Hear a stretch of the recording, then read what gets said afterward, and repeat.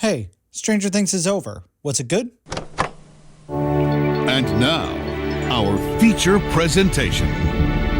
When I last talked about this final season of Stranger Things, I didn't have the most positive things to say, and neither did those who watched it. But I said in that video that those were my initial thoughts, that I wouldn't judge the season as a whole until I saw the rest. I was very willing to put my grievances aside if the last 4 episodes either fixed the problems or at the very least were entertaining. So now, after 10 years, the series has finally come to an end, and after all the fear from its creators that it wouldn't be like the final season of another beloved show, did they stick the landing? Peanut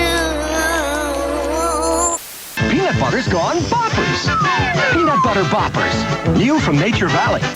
I'll start with my thoughts on Volume 2, seeing how they split up this season, and then I'll weigh in on the finale later. And I gotta say, if the first 4 episodes didn't exactly wow me, the second set really didn't get my hopes back up. While some things are improved upon, and the elements of those first 4 that worked are still here, Volume 2 only cemented my problems with the show even more. The biggest problem being the pacing. Once again, the story of this season is stretched out to a ridiculous degree. Despite what the Duffer Brothers will tell you, it's clear that there was little planning involved for the final season, so every episode has to work overtime, explaining things that are only being established either this season or being retconned in from previous ones. It's actually comical how every episode has to have a 5-minute scene where the characters just sit around and listen to one another explain how something works. They seriously do this multiple times in a single episode. But even when this show has not always had the best story, it can usually make up for it by having likable characters. But I'm sorry, this cast size is ridiculous. I truly can't understand why this show is so scared about killing off characters. It's the final season of the show, and we waste so much time introducing new ones or reintroducing characters we've already met who are now the most important people in the universe. Before this season, what did Will really do?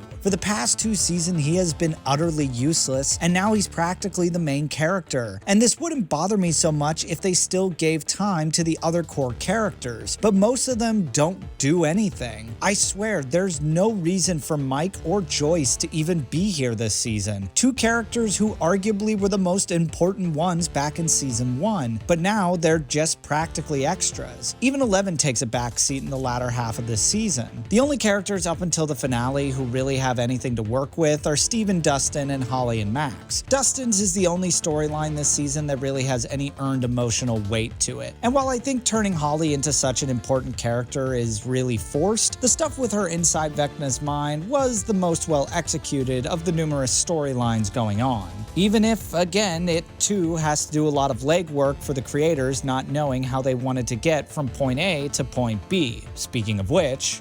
Victory is yours. Win the treasure. TSR Hobbies, Dungeons & Dragons games. Products of your imagination.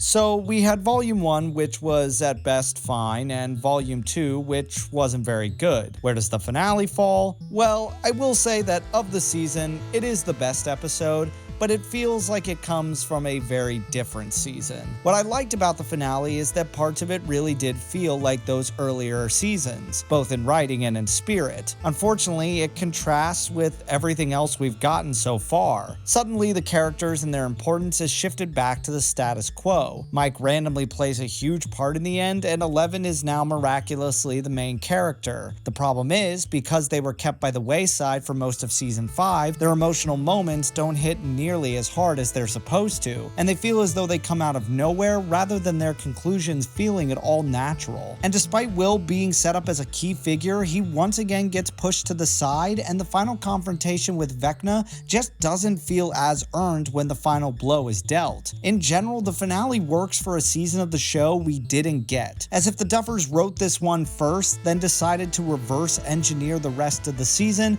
but then forgetting that ending they originally wrote in the first place. I'm glad that we do get time to say goodbye to these characters, and I was at least satisfied with where their stories ended, apart from one certain plot point that I won't say which one, but I think you know what I'm talking about and how it will likely divide fans.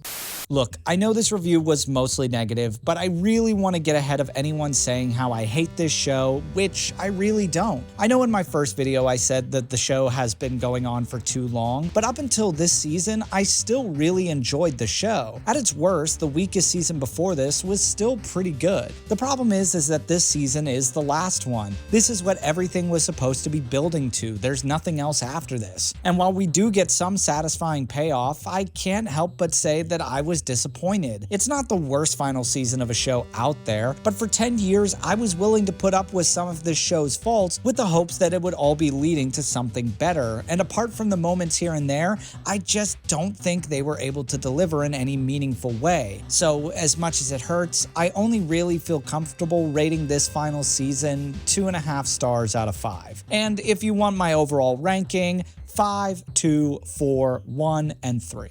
But most of all, return for the fun of it. Return of the Jedi, rated PG. Now playing at a selected theater near you.